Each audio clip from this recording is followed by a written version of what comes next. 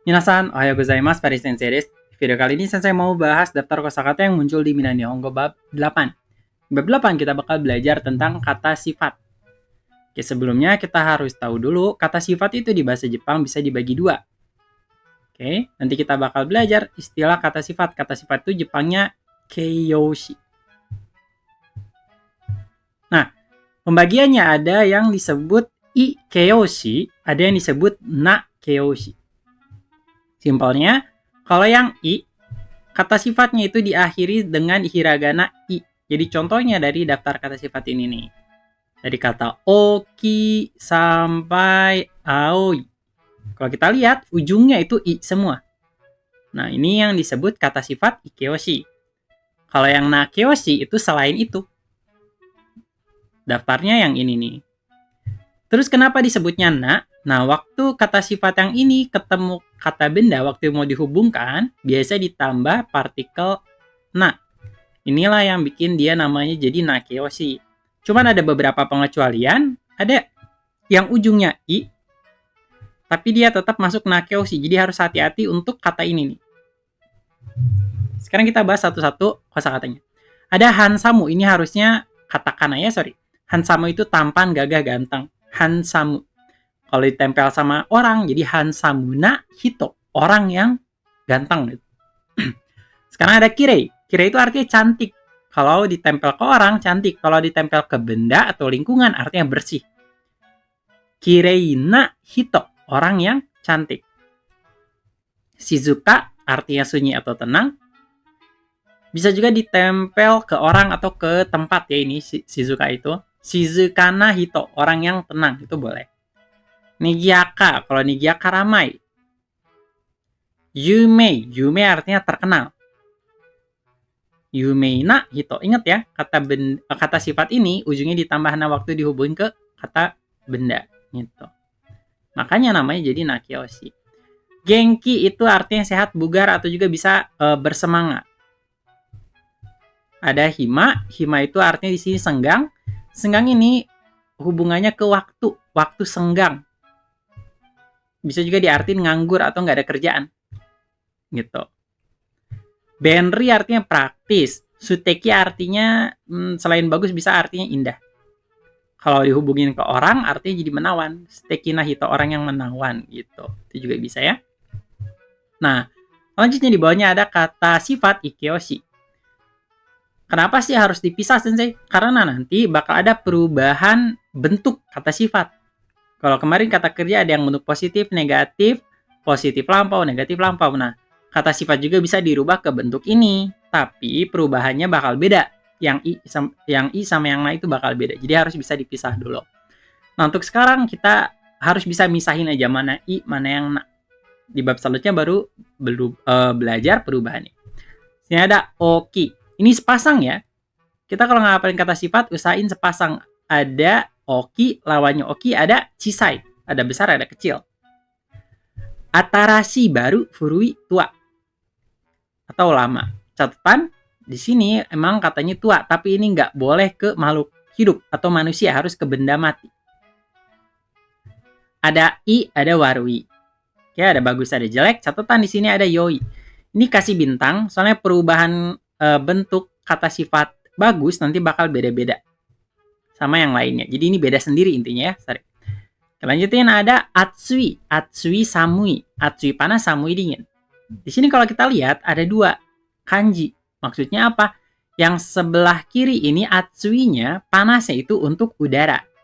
Dan yang sebelah kanan panasnya ini untuk benda. Jadi kalau kita lihat contoh lawan katanya samui. Samui itu dingin untuk udara. Jadi lawannya sih ini. Tapi kalau yang tsumetai ini dingin untuk benda, lawannya atsui yang sebelah kanannya gitu. Mizukashi artinya sulit. Yasashi artinya mudah. Nah, ini dihubungin ke soal gitu. Tapi kalau kata yasashi sebetulnya bisa juga diartiin baik kalau dihubungin ke orang. Gitu ya. Yasashi hito, orang yang baik gitu. Ini lawan katanya. Lanjutin ada takai, ada yasui. Takai di sini artinya mahal. Yasui artinya murah, ini lawan katanya. Tapi kata takai juga bisa diartiin tinggi. Jadi dia punya lawan kata hikui juga. Omoshiroi menarik. oishi enak. Oke, di sini lawan katanya nggak ada, jadi kita bisa lanjut dulu. Isogashi sibuk. Tanoshi menyenangkan, senang. Nah, 4 kosakata ini warna. Ini yang wajib dihafal untuk N5 ya. Shiroi, kuroi, akai, aoi. Putih, hitam, merah, dan biru. Nah, selanjutnya kita masuk ke kata benda. Kata benda ini yang nanti bisa dihubungkan dengan kata sifat di atas. Ini ada sakura, bunga sakura. Ada yama, gunung. Kalau yama dihubungin sama kata sifat, misalnya takai yama, gunung yang tinggi. Kayak gitu. Machi, kota. Tabemono, makanan. Nah, untuk tabemono, kita harus lihat polanya. Di sini ada kata tabe. Tabe itu asalnya dari kata tabemas. Masnya dibuang, diganti sama mono. Mono itu artinya benda. Nah, ini ada pola nih. Ada kata kerja yang ditempel sama mono. Mono itu benda. Kata kerjanya masnya dibuang, tempel ke benda. Artinya jadi makanan. Kita bisa juga bilang minum. Minum itu nomimas. Tambah mono. Nomi, mono. Artinya jadi minuman gitu. Kelihatan polanya ya. Jadi nanti ada kosakata lain yang bisa dihubungin sama mono kayak gini. Ada banyak. Kalau kita tahu polanya nanti lebih simpel menghafalnya. Kita lanjutin dulu, ada tokoro. Tokoro artinya tempat. Ada asrama. Asrama itu ryo. Ada restoran. Restoran ini restoran pakai katakana ya. Sini masih ada seikatsu. Seikatsu kehidupan. Ada oshigoto pekerjaan. Nah, sampai sini. Ini kata bendanya yang dipelajari di bab 8. Selanjutnya ada kata tanya dulu di sini. Ada 2. Ada do sama donna. Do itu bagaimana, donna itu yang bagaimana. Nah, biasanya di sini ditempel sama kata benda. Donna hito, donna fuku, donna titik-titik gitu. Kalau do ini biasa langsung ditempel sama deska, do, deska. Gitu. Nah, di sini ada yang menarik nih. Di sini ada kata keterangan buat ngerubah kadar suatu kata kerja. Maksudnya gimana? Totemo itu artinya sangat. Jadi kalau kita hubungin sama senang, totemo tanoshi, sangat menyenangkan gitu. Jadi buat ngerubah kadar kesenangannya, itu maksudnya ya. Di sini ada 2 ya, totemo sama amari. Tapi kalau kata amari, ada aturannya nih dalam kurung negatif. Kalau pakai kata amari, ujung kalimatnya harus dirubah ke bentuk negatif. Amari tabemasen, tidak begitu banyak makan. Amari okikunai, tidak begitu besar gitu. Ujungnya harus dirubah ke negatif. Di sini ada bumpo, ada kata soste, artinya kemudian atau dan, bisa diartikan setelah. Di sini ada partikel ga, ini juga bumpo. Jadi kalau ada partikel ga ditempel di tengah dihubung sama koma, nanti artinya jadi tetapi. Nah, biasanya nih, 2 bumpo ini dihubungkan dengan kata sifat.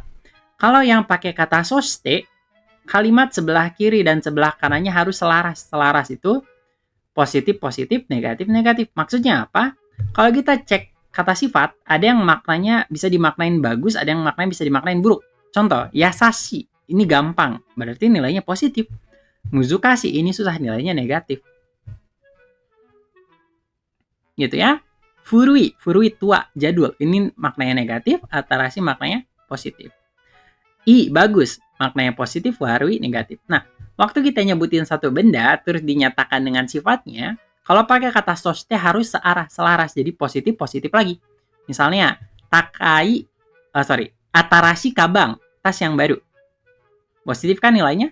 Kalau kita tempel soste, atarashi kabang, soste, kabang. Tasnya baru, lalu tasnya bagus gitu. Pakai kata soste. Kalau pakai kata ga, ini kebalikannya harus disilang. Harus positif negatif, gak boleh searah. Tapi kalau pakai kata ga, yang dititik beratkan, yang dikuatkan itu ujungnya. Jadi kalau kita mau memuji barang, sebutin jeleknya dulu baru bagusnya. Kalau kita mau ngejelekin barang, sebutin positifnya dulu baru negatifnya, baru jeleknya gitu. Ini jadi ini ya, nanti bakal dibahas di tata bahasa perbedaannya. Tapi harus tahu aja dulu, soste sama ga ini bumpo. Yang lanjutin, ogenki desu ka, ini ungkapan buat nanya kondisi, keadaan, apa kabar. So desu ne, ini buat menyatakan iya juga ya gitu. Mengiyakan seseorang atau juga bisa waktu lagi kita mikir, bingung. So desu ne, titik-titik aja jawabannya. Ini ungkapan maknanya bisa beda. Sini ada mo ipai kaga desu ka? Ini ungkapan waktu nawarin minuman buat dituangkan lagi, mau tambah secangkir lagi gitu.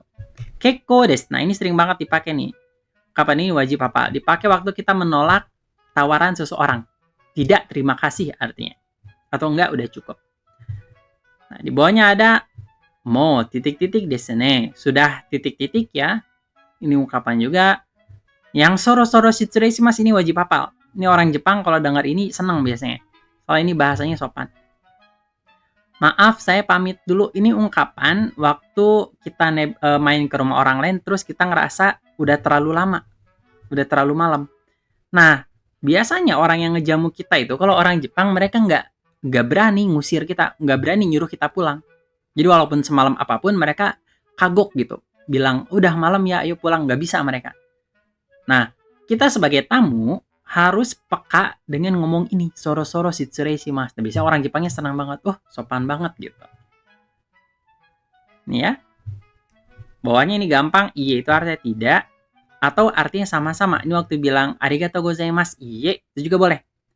Waktu kita bilang arigatou gozaimasu, balasan yang sopan itu iye. Enggak apa-apa, enggak ngerepotin gitu. Maksudnya ke situ. Mata irashatte kudasai, silakan datang lagi. Itu artinya ya. Nah, di bawah di sini ada Shanghai, Kinkakuji, Narakouen, Fujisan. Ini nama tempat. Nama tempat ini nanti mungkin bakal dipakai dengan kata sifat di atas untuk menjelaskan tepatnya kondisinya kayak gimana. Oke?